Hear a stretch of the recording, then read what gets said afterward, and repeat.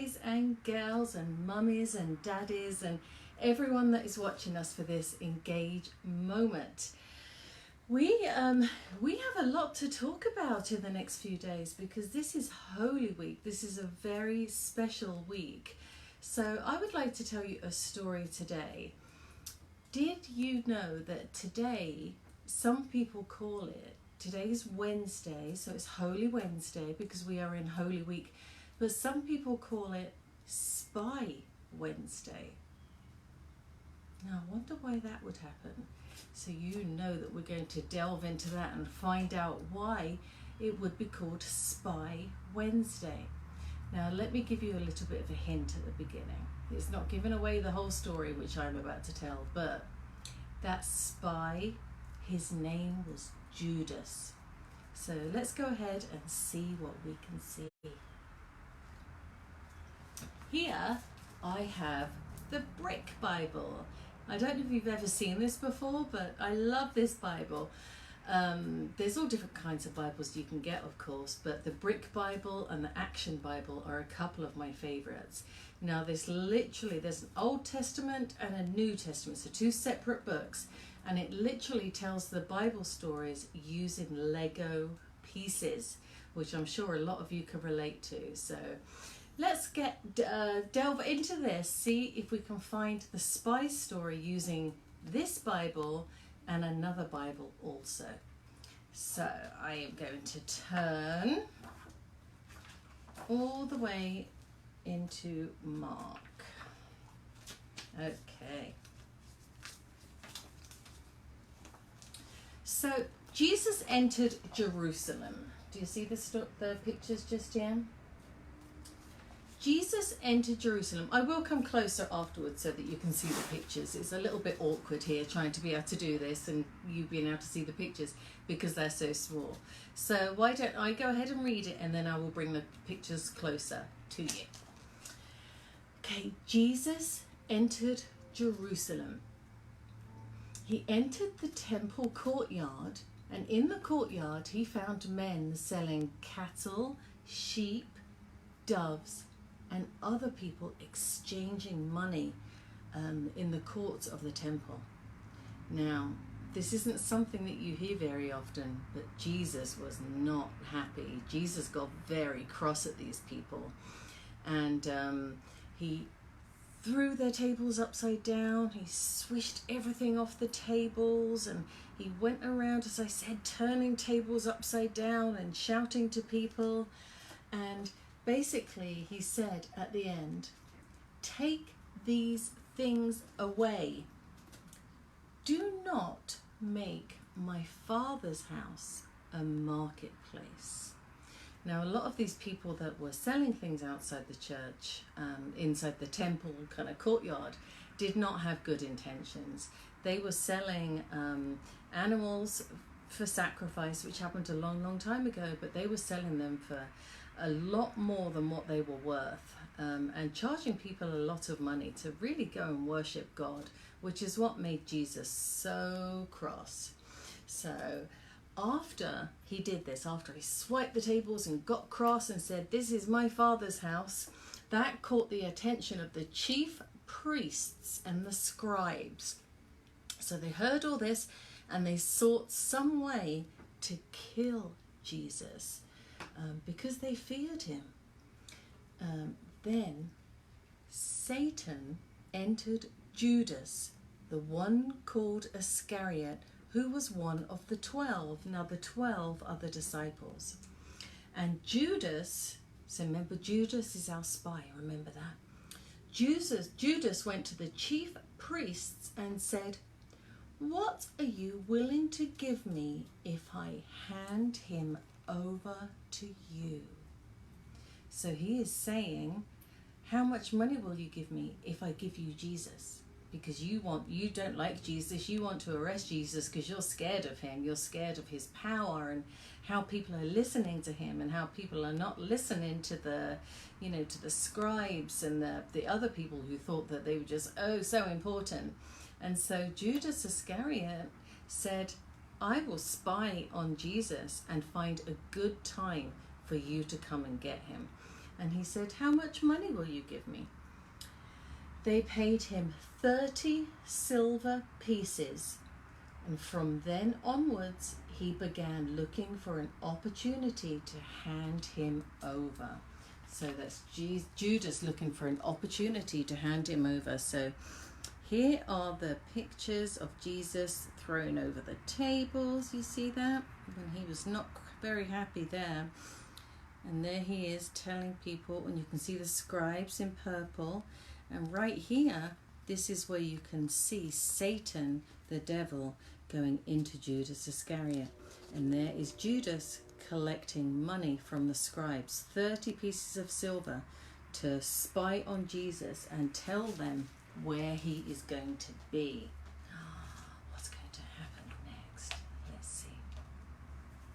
Now, I've missed a few little bits out here because I want to be able to tell you the story tomorrow of a very important supper that Jesus had with his disciples. So this is part of what happened at the supper, but I will tell you the full story of the supper tomorrow, okay?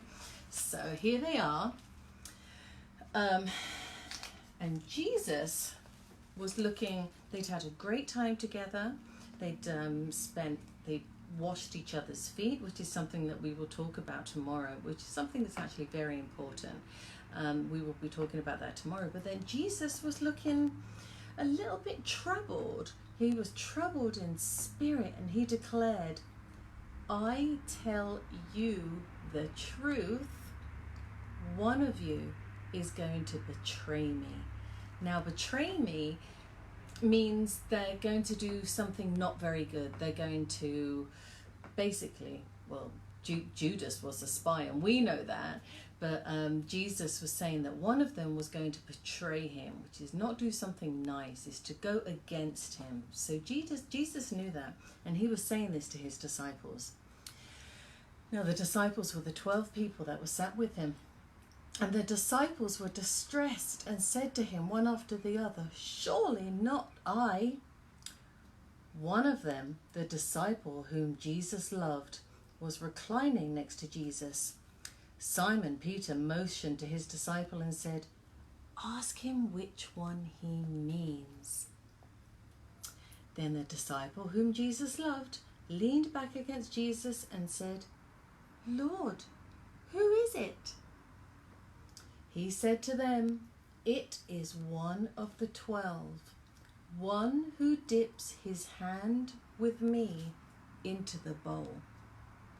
Now, you ready for this next bit? As soon as Judas took the bread, Satan entered into him. And then Jesus said, "But woe to that man who betrays the Son of Man." He said to them, "It would be better for him if he had never been born." So here are some of the pictures right here. There's Jesus at the bottom looking worried. And here he is talking to his disciples. And they're all trying to figure out which one of them is going to be that's going to betray him. And right here, you see here, there's Judas. And here's the devil, here's Satan entering Judas as he dips his bread into the bowl, just as Jesus said. Okay. Then, I'm going to be reading from another Bible too, so that you can really get the whole picture. But Jesus went into a special garden so that he could go and pray to God. And in his anguish, like just feeling so troubled, in his anguish, he prayed. This is Jesus, even more earnestly. And his sweat fell to the ground like great drops of blood. He was praying so fearfully. And God had sent an angel to strengthen him. And this is because Jesus knew that the time was coming, that he will be crucified, that he will die. Jesus knew that. He knew that that time was coming.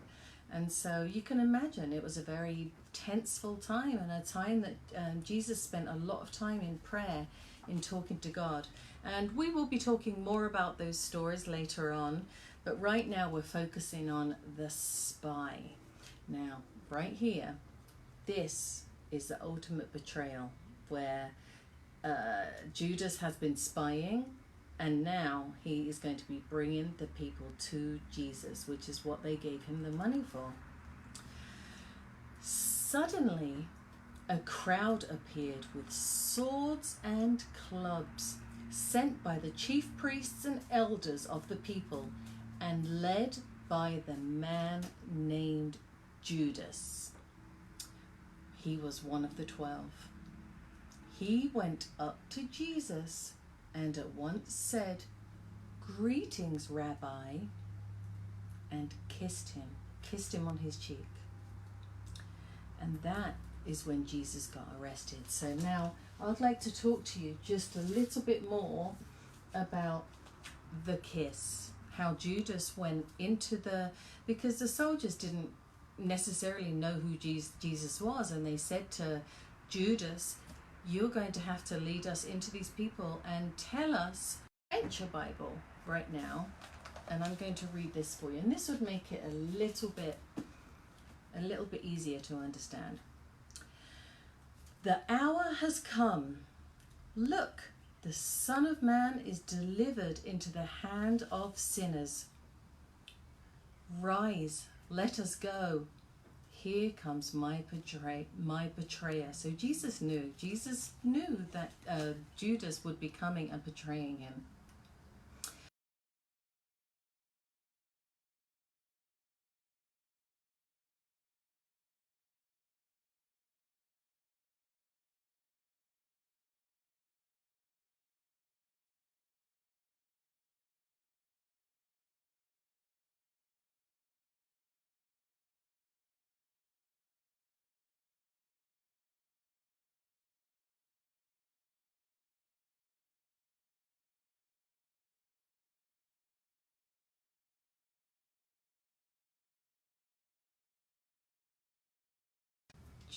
Judas said, "Rabbi," and kissed him.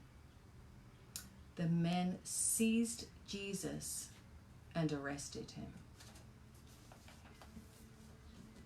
So you can see why we call Judas the spy, because the whole time that he was very close with Jesus, and the whole time that he was sharing the love of Jesus and being part of that 12, he was spying and knowing that he had received 30 pieces of silver to betray Jesus. So could you imagine him sitting down at dinner and knowing that he had betrayed Jesus? Goodness me. So let's go to the last page right here. Now, we will be talking about the day that Jesus was crucified. We'll be talking about that on Friday. But for now, I want to talk to you about what happened afterwards with Judas.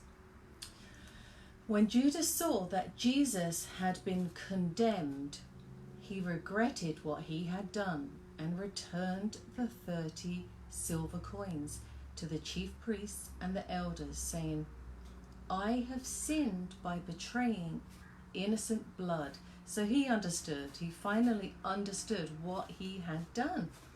But they said, "What is it to us? See to it yourself." So Judas threw the silver coins into the temple. Then he went away, and he was never seen alive again. So let me show you. I don't think I showed you the last ones in detail. There we go. There's Jesus in the garden, an angel coming to strengthen him. And here is Judas giving Jesus the kiss so that the soldiers would know who to arrest. And then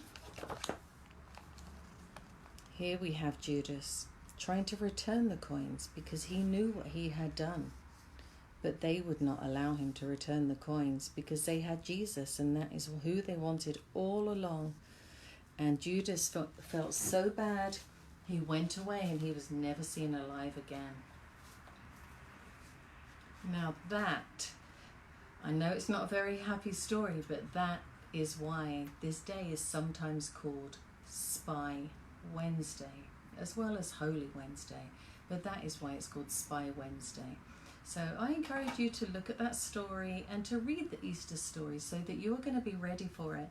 Over the next couple of days, I'm going to be telling you all kinds of things that happened to Jesus, some very dramatic things that happened to Jesus.